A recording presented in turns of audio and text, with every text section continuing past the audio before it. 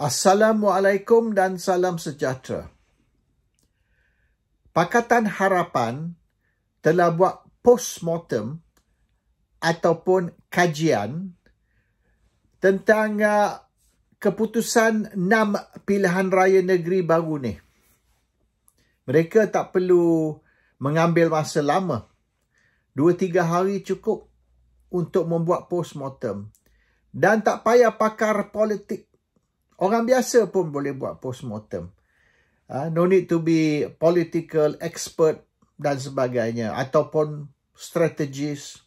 Normal man on the street, orang biasa boleh buat postmortem dan boleh beritahu apa implikasi keputusan 6 pilihan raya baru ni. Ringkas cerita, Pakatan Harapan kuat di bandar, Perikatan Nasional kuat di luar bandar. Dan Sabah Sarawak juga boleh dianggap sebagai luar bandar. 2 negeri luar bandar. Samalah macam Terengganu, Kelantan, sebahagian besar lagi Pahang dan Kedah, Perlis. So kalau kita nak ambil kerusi bandar, bolehlah kita ambil Pulau Pinang, sebahagian besar Perak, sebahagian besar Selangor dan Johor dan sebagainya. So, boleh dikatakan di mana pengundi luar bandar, terutama sekali pengundi Melayu, lebih dari 70% atau 80% macam di beberapa tempat di Terengganu, Kelantan sampai 95 ataupun 90% lebih. Itu susah Pakatan nak menang. Dan sekiranya pengundi 50-50, bermaknanya urban atau semi-urban, bandar atau separuh bandar, maka Pakatan Harapan boleh menang. Dan di mana pengundi bukan Melayu lebih dari 50%, 55 ke 6% bukan Melayu, maka Pakatan boleh sapulah kerusi ni. Sah. So, it's very simple. No need to pergi kursus political science ke political philosophy ke untuk memahami implikasi keputusan 6 pilihan raya baru ni. Dan kalau kita tengok prestasi PRU 15 tahun lepas, kita boleh nampak trend dia UMNO lebih merosot. Jadi UMNO ni menurun. Dari prestasi mereka dari boleh menang 2.5 juta. 2.5 juta hingga 3 juta undi keseluruhannya. Semasa jumlah pengundi itu katalah 8 juta. Sekarang ni dengan jumlah pengundi ni 20 juta. Dan baru ni pilihan raya, 6 pilihan raya negeri di mana keseluruhannya lebih dari 6 juta. UMNO menang tak sampai 1 juta. So UMNO's vote count ataupun peratusan undi UMNO memang lebih menurun. Dan selepas PRU 15 tahun lepas, lagi menurun. Sebab mereka yang undi UMNO pada tahun lepas, mengundi UMNO dengan anggapan bahawasanya UMNO ni tidak bertolak ansur, tidak akan berpakat dengan Pakatan Harapan. No Anwar, no DAP, no Bersatu. So maknanya mereka anggap yang UMNO ni akan jadi third force ataupun UMNO bertanding solo, dan sekira UMNO kalah PRU 15 tahun lepas, maka UMNO akan duduk dalam pembangkang hingga ke PRU 16, 3, 4 atau 5 tahun selepas itu. So, anggapan orang yang undi UMNO sudah berubah.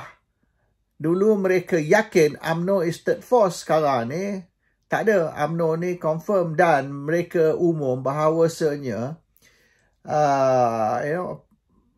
persahabatan atau pakatan di antara PH dan BN ni lebih lama, lebih erat, akan bertambah kuat.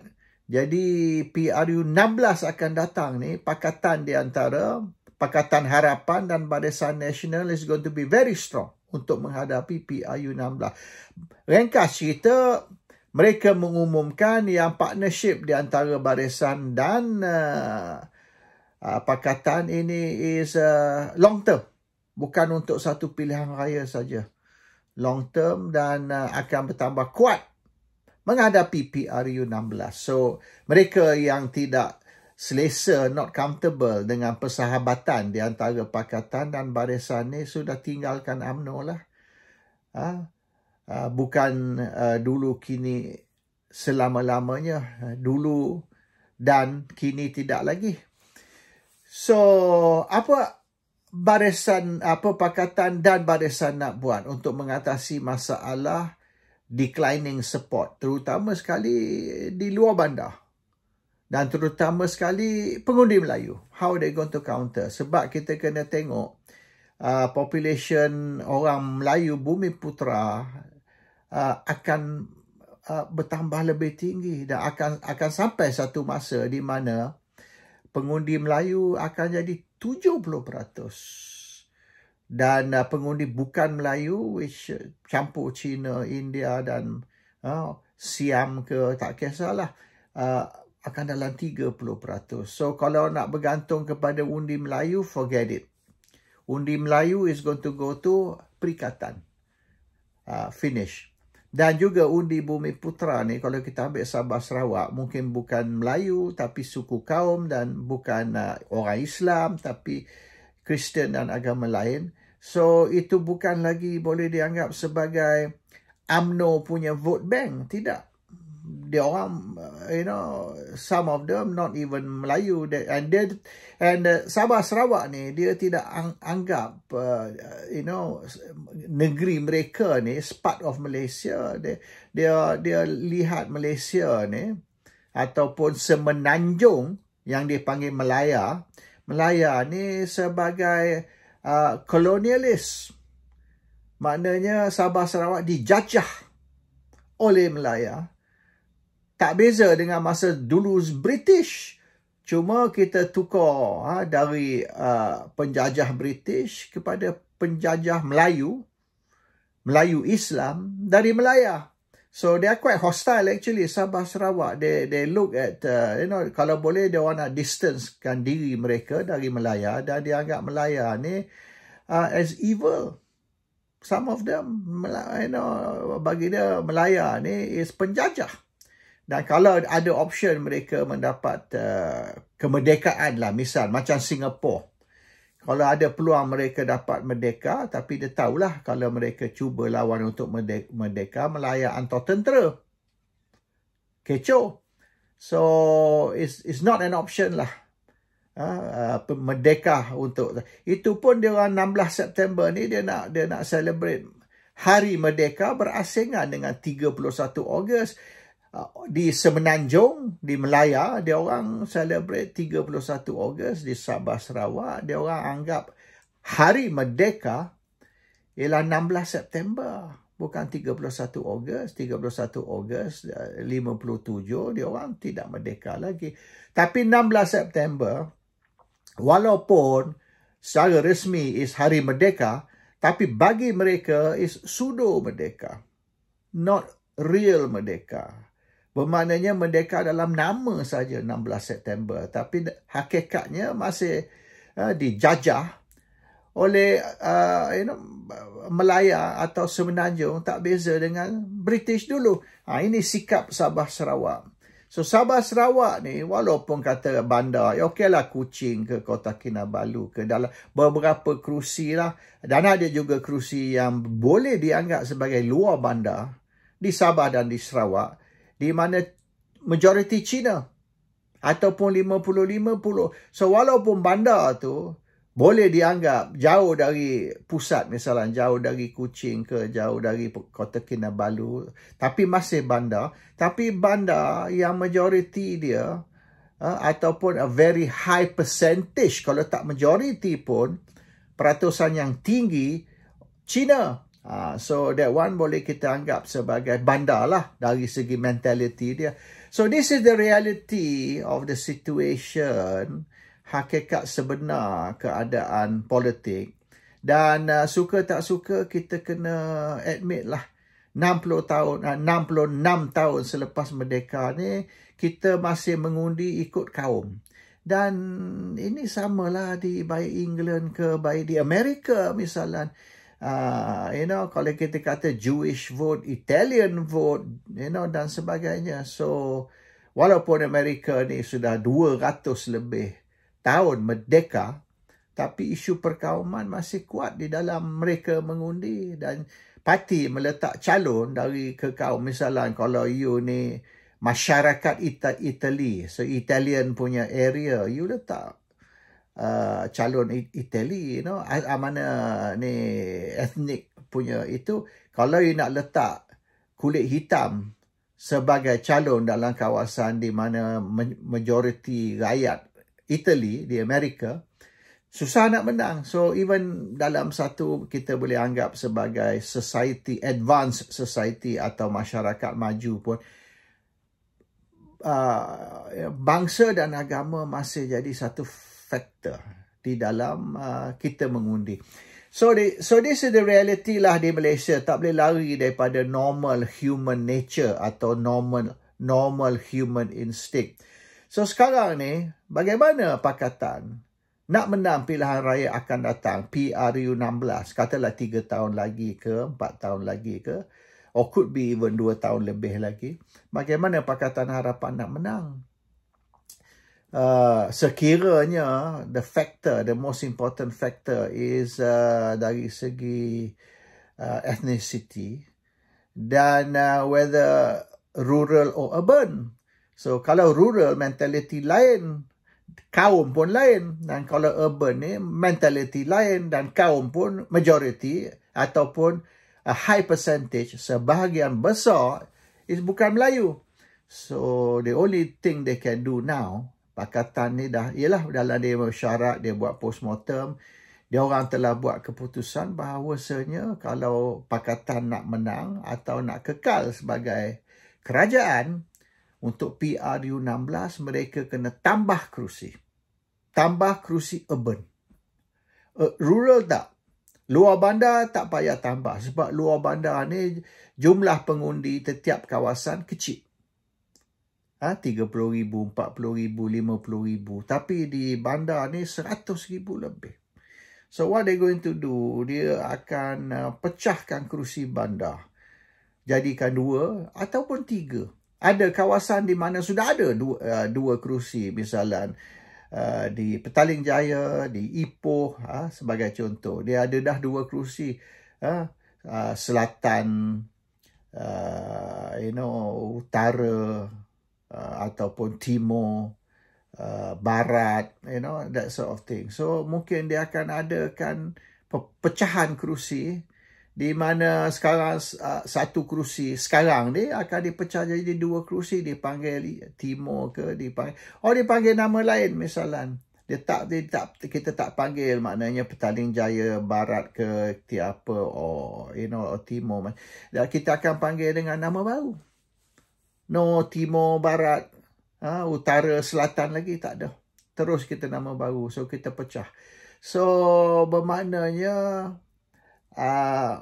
usaha akan diambil dalam 2-3 tahun ni untuk nak create, redraw the boundaries, redraw election boundaries and partition.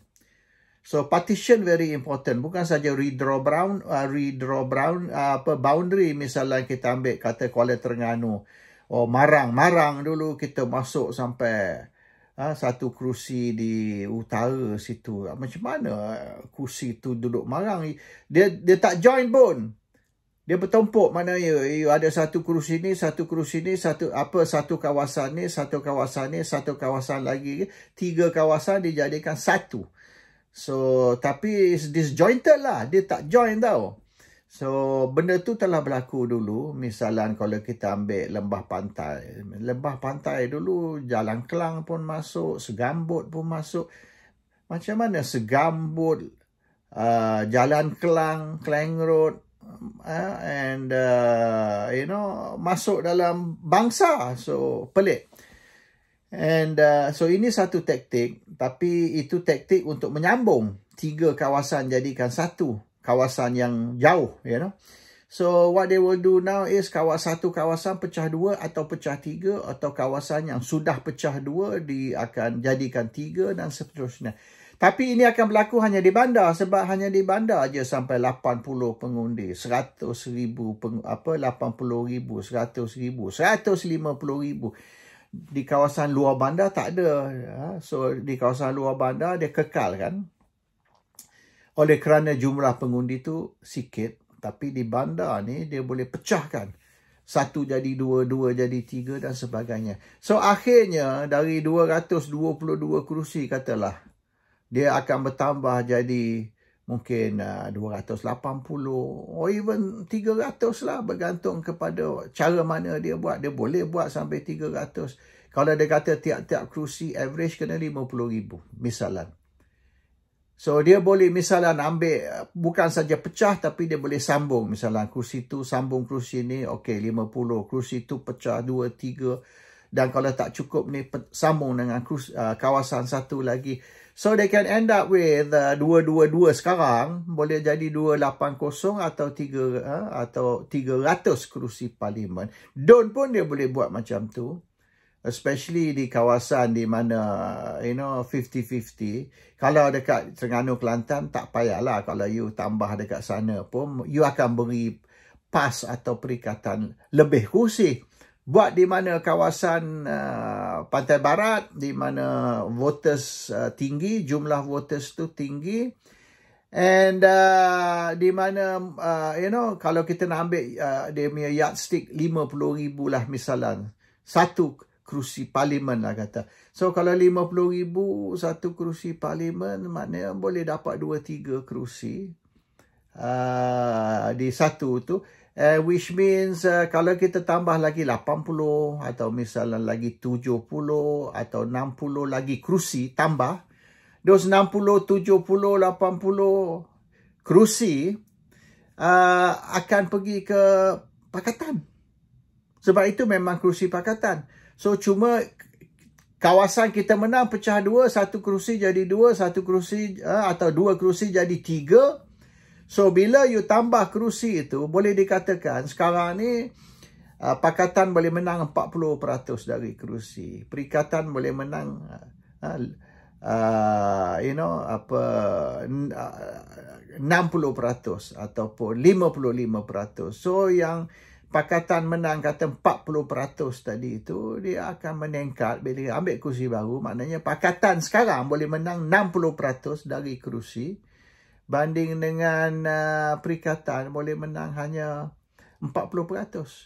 So hanya dengan tambah 60 ke 70 ke 80 kerusi baru kepada sekarang menjadikan jumlah dia 280 ataupun 300 kerusi parlimen dari sekarang 222. Maknanya sudah confirm pakatan akan sapulah, pakatan akan menang. Sebab kita dapat 1 gol, dia orang dapat 2 gol. Jadi setiap kali dia skor, dia 2 gol. Jadi kalau dia skor 3 kali, 6 gol. Lawan kita hanya 3 gol. So based on, tambah maknanya every 1 goal you dapat 2. Kita 1 goal dapat 1, itu dah cukup lah. Mana pakatan boleh kekal. Sebagai kerajaan, mereka tidak akan kalah PRU 16. Sebab walaupun kata perikatan kekal jumlah kerusi, pakatan pun kekal jumlah kerusi, sama-samalah, tak beza. Tapi yang perikatan kekal tu is only going to be existing seat. Yang pakatan kekal tu, kekal tambah 1 atau kekal tambah 2. So which means melalui this reboundary, mana kita bukan saja reboundary tapi tambah kerusi baru, kita anggap PRU 16 ni akan jatuh kepada Pakatan Harapan dan Barisan Nasional. Ini boleh dibuat. sekira sesiapa memiliki 2/3 dalam parlimen. Anyone. Mana satu parti memiliki 2/3 dalam parlimen, mereka boleh buat ni. Tetapi, sekira Pakatan Harapan kalah 2/3, tak cukup 2/3 Pakatan JAN. Tak boleh nak buat. Because you don't have 2/3. Kurang dari 2/3. So, the only way kita nak block Pakatan dari memiliki 2/3 yang akan membenarkan mereka menipu dengan tambah kerusi mereka. Kerusi kita atau kerusi perikatan tak tambah. Hanya dia orang punya kerusi tambah. So, untuk menentukan benda ni tak berlaku. Untuk menyekatnya jadi berlaku, maka kita kena tentukan yang Pakatan Harapan tak menang pilihan raya. Pilihan raya kecil di Johor, iaitu kerusi parlimen Pulai. Sebab kalau mereka menang, makna dengan 2/3, dia orang perlu kerusi Pulai ni untuk kekalkan 2/3. Dengan 2/3 tu, mereka boleh buat reboundary, tambahan kerusi untuk menentukan PRU16 mereka akan menang dan mereka akan kekal menjadi kerajaan. Ini dia. Tapi benda ni bukan illegal. Benda ni legal. Legal sekira you ada 2/3. So, jangan bagi mereka menang Pulai supaya mereka tidak memiliki 2/3. Kalau tidak, mereka akan sapu pilihan raya 16 akan datang 2 atau 3 tahun dari sekarang. Assalamualaikum. Salam sejahtera.